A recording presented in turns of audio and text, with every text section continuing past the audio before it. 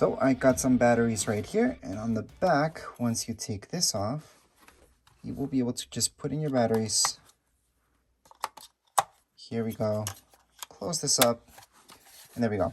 By the way, to take this out, if it's really hard, sadly, the only thing that you can do is just press really hard to take it out. Sometimes this thing is not that great.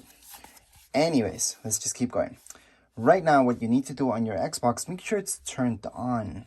So now we're gonna sync it. All we have to do is just press this button, then our sync is back here. Just hold on to it, and then this light should be blinking like so. Now on your Xbox, you're gonna see this light, and here you're gonna see this button. Just press that one. It's gonna blink like so. So both of them should be blinking at the same time until they kind of like sync up.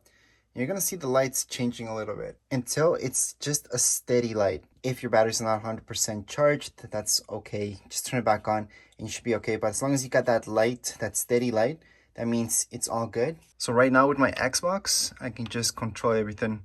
So I can go into my settings and accessories, for example, and check out a little bit more stuff so I can customize this. But as of now, you're all synced up. It works just fine. If you guys have any comments, questions, you guys can write down here in the comments area. Don't forget to subscribe and rate. Thank you.